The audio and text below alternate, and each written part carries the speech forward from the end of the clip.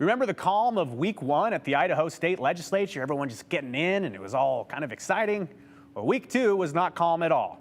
Let's take a look.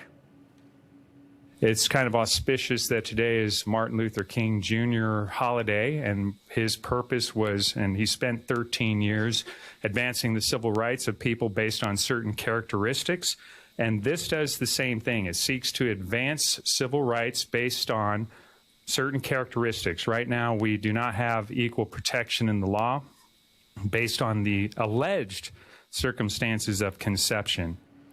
On Monday, freshman Senator Scott Herndon introduced a resolution to remove the exceptions of rape and incest from Idaho's abortion laws. His purpose, to offer equal protection under the law for all those, including those in utero. Ultimately, following heated debate, the RS, the proposed idea, is returned to Senator Herndon and will not see a hearing this session. That specific RS. There is a chance, though, that we could see another version of the bill soon. Many conversations still to come. On Wednesday, Republican Representative Bruce Skog pitched an idea, and it got a full committee hearing with public testimony. Long story short for you, the bill would see cities who put out a policy of not enforcing Idaho's criminal abortion laws, well, they would lose out on their tax dollars. The bill is in reference to situations like in the city of Boise. If you missed this, last year, the city of Boise, they put out a policy that basically says that they won't prioritize using city resources to investigate claims of illegal abortion. Now, if this law does pass and become law, Boise, for example, would be forced to rescind that policy within 180 days, or they would have their tax dollars withheld by the state tax commission. Legislation passed committee. It now goes to the full House. We're watching that one next week. Also on Wednesday, Senator Dan Foreman introduced a measure to see a section of Idaho code that deals with militias parading in public with weapons repealed. You're looking at it right there. Idaho Code Section 46802. They say restricts First and Second Amendment rights to gather as a group in public and to carry guns. The current Idaho Code makes it illegal for, quote, a body of men to associate together as a military company or organization or parade in public with firearms in any city or town of the state unless they're called into service of the state. Also of note, though, there is no real enforcement mechanism in the law. To be clear, though, there are other parts of Idaho law that cover militias and concerns of terrorism, namely Idaho Code 18-8103 and the Idaho Constitution, Article 1, Section 12.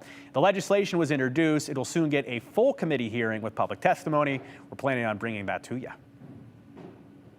Unique to this committee is that we will not take testimony from anyone under the age of 18 years of age, except by invitation of the chair. So maybe it's the class president or something of a high school. And there's reasons for that, and you can ask me about that at a later time. Oh, this made headlines and social media chatter this week. A rule change in the Judiciary Rules and Administration Committee over in the House stirred up negative reaction. Chairman Bruce Skog made a new rule in his committee restricting public testimony from people under the age of 18 in that particular committee. Now, the limitation sparked outcry from a number of groups. Politically active students pushed back, like Boise High School senior Simon Richardson, who said he believes the rule is unfair.